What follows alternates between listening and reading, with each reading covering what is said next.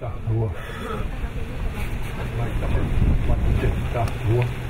Macet tahua. Tes tahua. Tes. Macet tahua.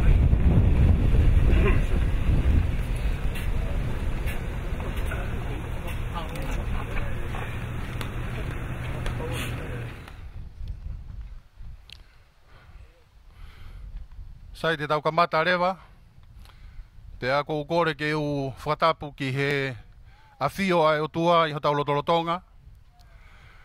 Tapu ki a tupo wono ka koe hautoka e whonua.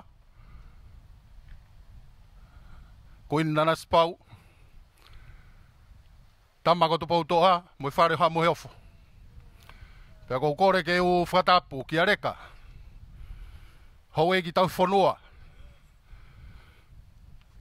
Pēk whakatapu. Ia lapita o Porinisia. Hamatapore. Pēk o kukore ke u whakatapu atu. Ki he kere eiki o tau lonuko ei he aho koeni.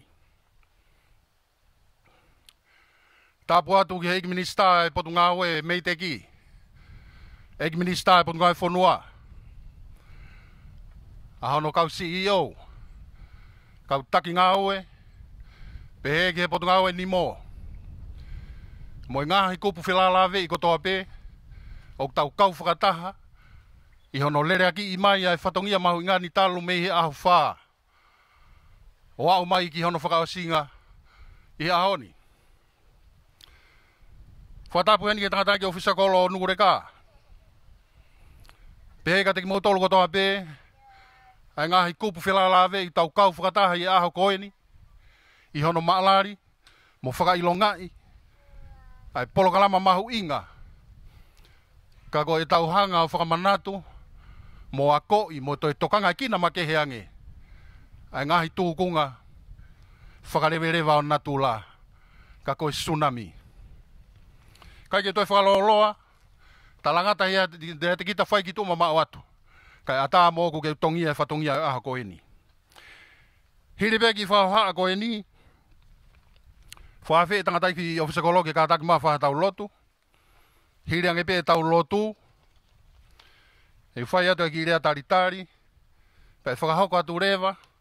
E ofisa maalunga ko ana maia. Tupou. Aho no whakatau ke i. E ki polokalama e aho ko eni. Ka tau toki hoko atu ai pe. Malo.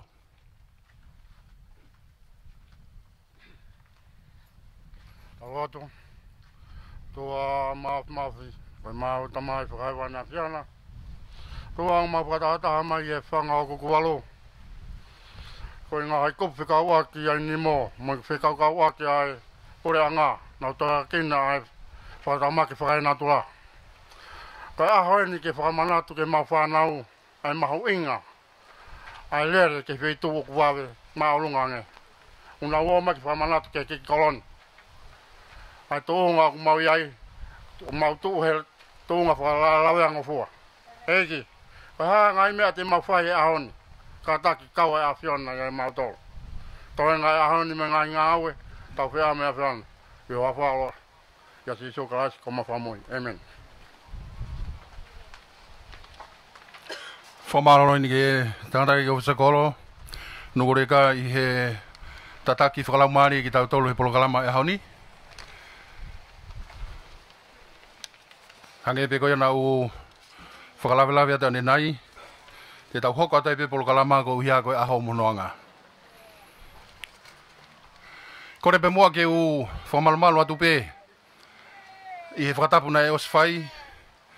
Kai whakahoko atu pe ai ki i taritari maulalo koe ni ka te ki mautolu kotoa pe. Ako mau mea mai me heo pe. I mautolu kotoa pe ako mau lo nuku whakataha mo ki tautolu i he potula a koe ni ke whakakato e whatongia o e ahoni. O ate taritari loto mawhana ki mautolu, ko tau apea mautuku taimi, ka maulava mai e ahoni ke tau whakakato, ai ki whatongia mahu inga koe ni, ka kohono ako ne kina o e kakai, ke nau whakamahu ingai, ai taimi, hola, mei he peau whakaririfu koe ni koe tsunami. Kai ki toi whakaloloa te uangi lewa whenga maari hoko ki he ofisa maalunga. I he tawhaaki koe ngai whakatamaki whakana tula. I he ana mai atu pou ke ne whakatau kei atu. Ai pui pui tua nou nou e polokalama e aha koe ni. Malo.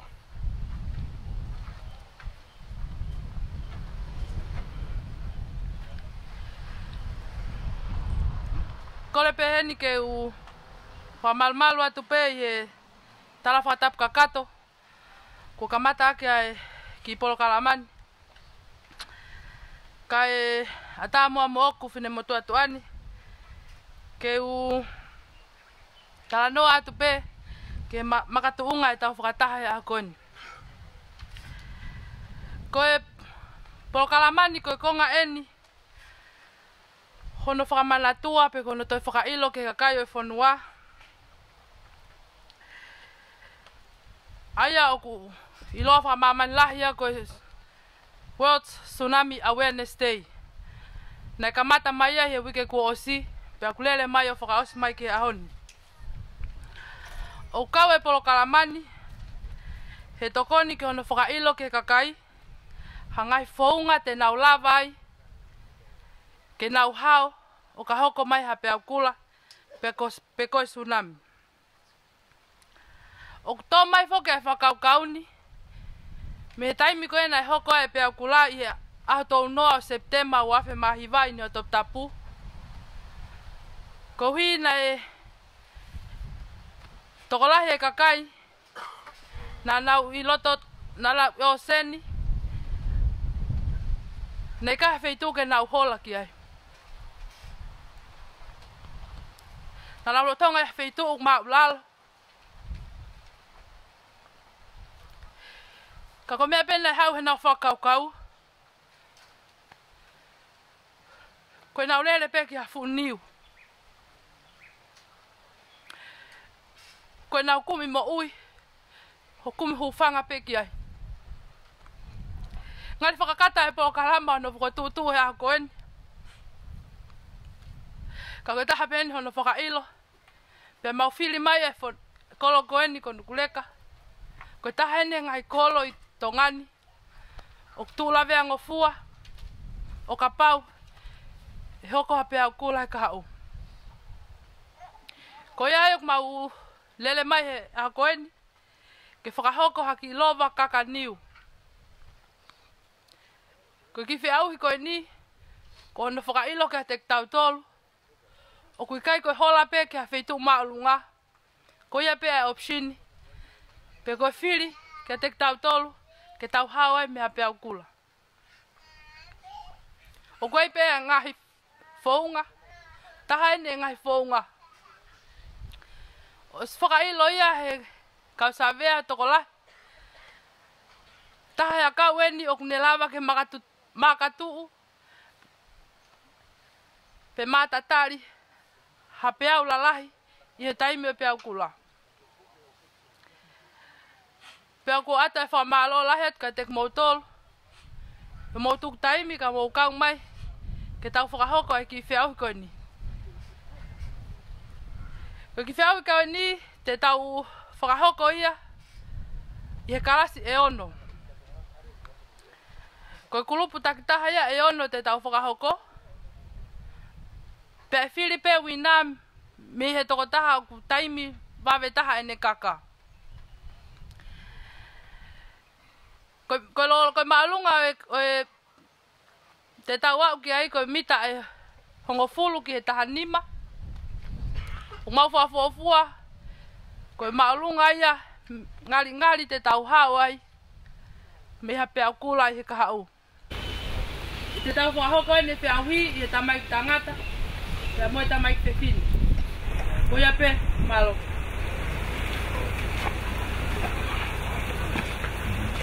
O malo ni ki o samalunga ko ia ni fotau kei ia tu e programa mauinga e ahoni ia ana tupo ka koe na e whakaukau e whatongia e aha koeni ngari whakatamaiki ono tūpunga ka kono mahu inga aena o si whakamoni whasa e nisi ia e ngahi te au kula lahi ko hoko hangi te ko mia nei lawe ki a ana o kulahi apite ulua kaula lahi o kunau au hia ki nau tolu he te au ko ni te au kula tu ke hange pe niu ai te fito pe ni henga i fonua au e niu e lava o ngau e ake fui whakaukau ko ni o mauhanga to mai e ahon ke whai te hono ki i whawhanga ai hakatupo e fonua pa pehe ki he kakai whakalukufua e fonua ai ni mahu inga tau te fito ki nukurekani ko ki fui hala holani utaha pe whinga ki halalahi ke whinga ki a whiku maalunga te koeanga maheni ia ai mape folau o atu mehe nimo ka koe nolotonga koe tau whanonga atu he rere o kukai ke tau lava o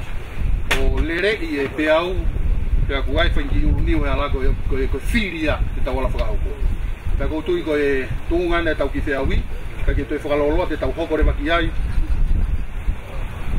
koe whamanatu atu pe koe kau whiaui koe uia koe e whemau peke tui e ki te unga mahalo e tuwa atu ke kau opisa heni ai ki whalani e whaia ki no whiaui pea ko whamalola heni ki he kau tangata me he potungai mo ui kau whakataha e ahoni nau tu utawhaki pe mo influence ko ngā kapaya ha tono no he kau kaka o kuofi pe hono tokanga i atu kau kapaya halavea ka ku kore ape ka moutolu kaka ki pe whapotopoto taha o e mahuinga ki whiau hi koe ni neongo pare mo ki ako koe mau mei ai ka mahuinga taha pe mo ui mo whapotopoto i pe tau kaka maho ki te ape whai tokanga ki ai kalasi uruaki kange pe ko kau resi sita na tonu ki ia e tau tahau o ke tau tahawalu ka kutu ka malu pe kua tahau hain ke tahawalu pe mai iyo tako lisi en kuma kulupu ula ki tangata koe kulupu hoke ua e pe aui koe tau funiu pe taha kufiri ke whai ke ka funiu koe e whakatoke lau te mau mea hake te kia e kau kaka kau whea ui o ko haki kaka te ki ala whai whakafuafua ki mea te ki la wai e taimi i pe tō pe me taimi rei taha a e ikona e tau ki whiau ki aho kulupu loa ki tangata me tau tahau ke taha walu o Isleri e Ukariti Isleri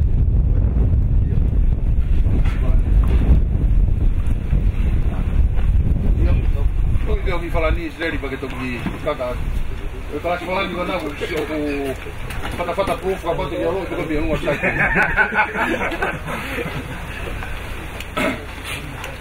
Isleri lave monu mohuanga uponga ahau koia e tau eni te nau kamatai ki whiaui i e paha atau koe tahaua ke tahavalu tahaua ke tahavalu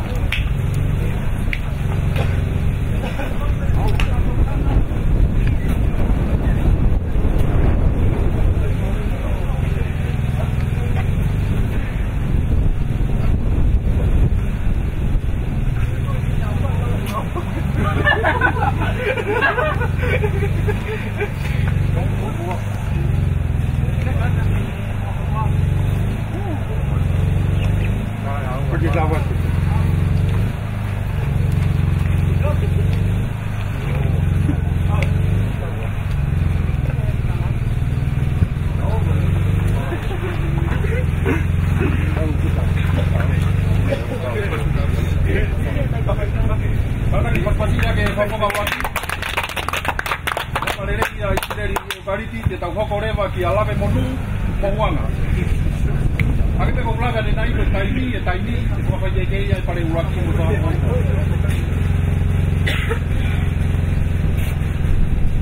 Mi whamanata tue ke kau kaka mahuina au pito e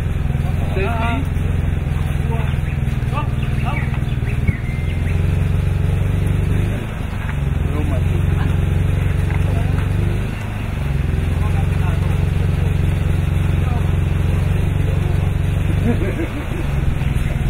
Lotonga kan nele kaka e kulupu aki kore atu e kulupu tau tahariwa ke tau noa e ko mea mai o ata o mufalani o te te urema.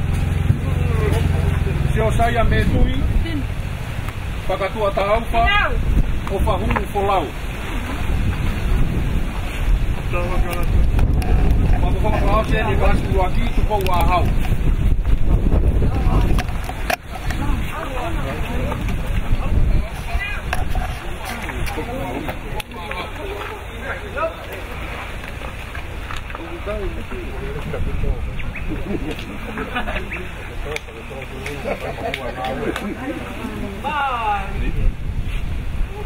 Ada kamu pas-pas maju lawan ini ya. Ai kulu puluati. Oh, kakadiu. Ma tahu tahu kita hawalu. Kita hoka trewa ke kulu hono wa. Lolotonga kone veipa e kau tamatangata. O ku ui atu ke kau tama fefine. Ko ilisi kono ko mau heni. Te umai tama fefine ko ni ko sane me tui. Siota asia. Pea mo ensela. Ensela.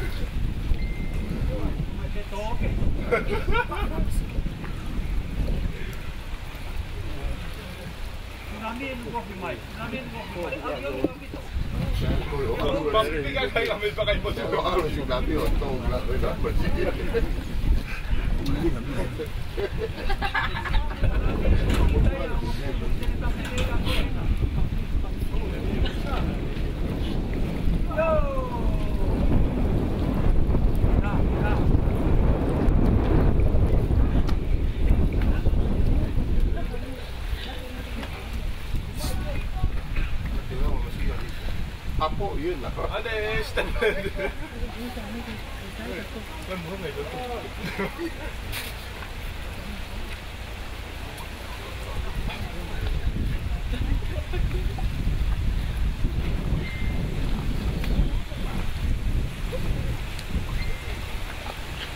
Uno lama kakato ye kulupua. Oi whanau tangata. Kata kau kipas pasi ia ke kulupua. Te mai kulupu tolu. Kulupu tolu. Haringi halatanu. Katega hensel tonga.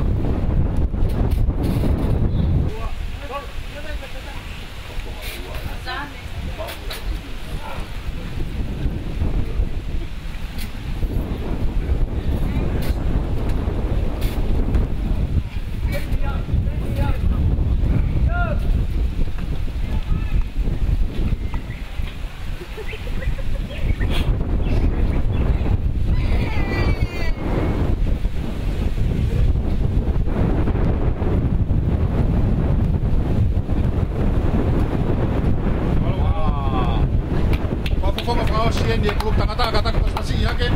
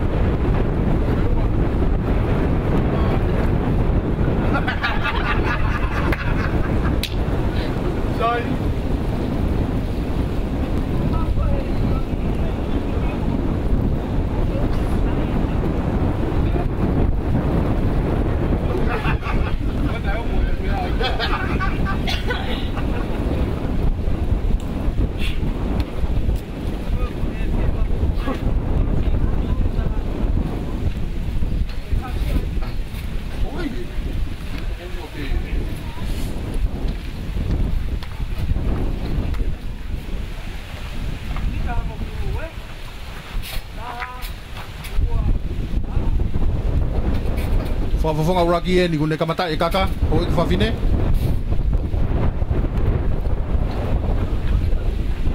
Kari whakakata e whakaukau mo whakata maiki. Ka koe taimu koe tsunami.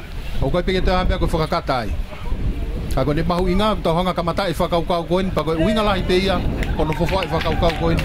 O e kaka he funiu. Ka taka pasipasi i hake. Ai whafonga uraki he whanau whewhine. Te tau hoka tu rewa ki he whafonga whikaua. O e whawhine. Ko sio ta asia. Koe. Ka taki ko whafonga whikaua ko ensela. Ko ensela nene tuko. Ka tako ensela na tuko si ka tau hoko atu rewa ki a sane me tui.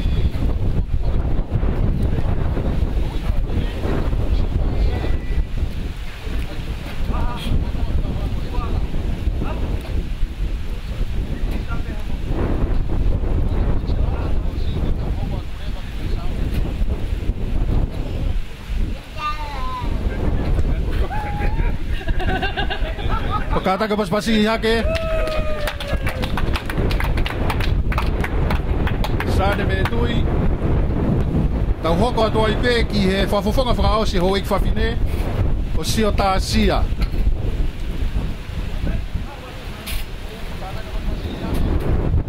O atu whakere whamalo ki he tau whiwhine na whafofonga i mai ai ho ik whawhine. O mou tukutaimi ka mou lava mai ki whafofonga i. Mo poupou i ai whakaukau ai hola me he tsunami.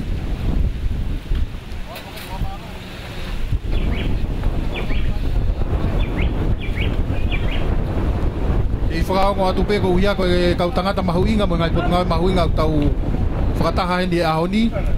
Koe motolo kua iha mo whakautua koe heni e wharemahaki ke na whakakato ai peha o talatala.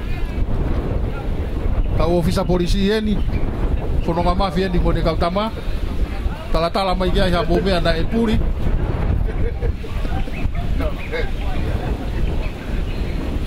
Malo katako paspasi iha ke whafonga whakaosia. Wa hau eki whawhine ko lava e ne whai e kaka e funiu. Malo ofisa.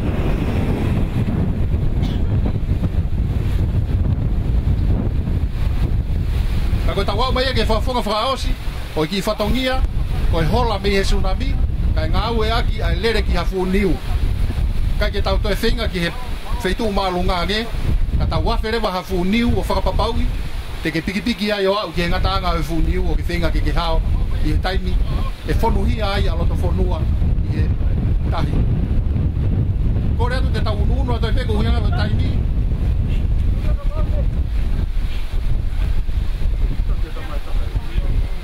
Koe tawhaki koni ko hanga ki ai, pe koe tawhaki koni ki hala.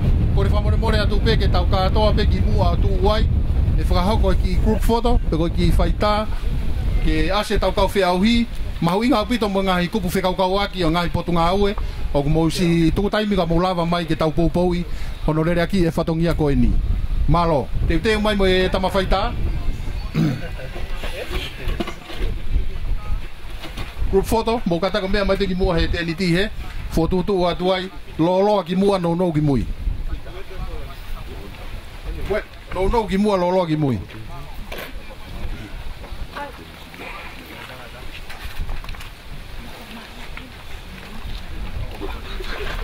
Io, malo.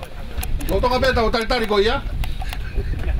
Mo unu mai ai pe ka whahoko atai te au ki whafofonga ia te whamalo ia ki whatongia koe ne uwhai. Lo tonga pia mo unu mai ki he tā. Fie whafonga ia tu pe ai minista o potunga o e whonua. Mo ngai koloa whakai nā tula. Pege CEO. Ki he taki o e waa ngai koloa whakai nā tula. Tā ni e la kula kai pehe ki he toenga o e kau ngā ue. O ku whai ono whotutu o e ki whatongia e aha koe ni. O atu e whakamalo loto hounga mo ni ka te ki mautolu ki he ngahi kup whekaukau aki. Potunga o e polisi. Kai pehe ki he tāmate awhi. Ki he potunga mo ui, pehe ke ngahi kupu kotoa pe o e ngahi miti au mo heni he aho koeni, ke whamafola atu ai ki ngā ue koeni, ka hono paotolo aki, mo no kawe au, ano rere aki e mo ni whakaukau koeni, e ngari lava, ke tau hao fi ai, me he taimi o tsunami. Whamalo loto honga tu ka ti motolu. Kore whamore atu me i he vaanga weni ka pau waha tō nou i he whatongia. Ko hufanga tu pe i he lotu. Ko kore rewa whenga maari e koe ni. He tau whakaosi ai pe. Mo kui whai pe ke tau lotu whakaosi. Eki re rei mo whawhita i ki hoa whioko uia koe mau i kūna i whatongia a koe ni. Talai haine aha mau whakauta e tonu. Pe tau. Ka koe kau mai a Fiona, o maongo i lere pe i matangi. Pe a urere e mau fua whatongia e aha koe ni e mau polokalamaki hono tau mui. Mau i kuna pe mo koe e ho a Fio. Eiki mau hanga atu ka te koe. Whai tāpu e ki na mai ngahi kupu ke heke mau whikaukau aki aha koe ni mau kau whakataha. I hono rere aki e whakaukau koe ni. Na mau kamata ki pe mau loto tangi ki ho a Fio ke kau mai. Hono tau mui e ni ko mau i kuna. Mau whakafoke atu pe ngahi langi ko toa pe. Ai ngau e ko mau whea ni ki ho a Fio. Ke kei lerei ai pe ho a Fio. Eiki mau hanga atu. Toi ngai whatongia aha koe ni. Mau te kakpe ko a Fio ka ke taki. A mau mui atu. Ia sisu kalaisi ko mau eiki. E meni.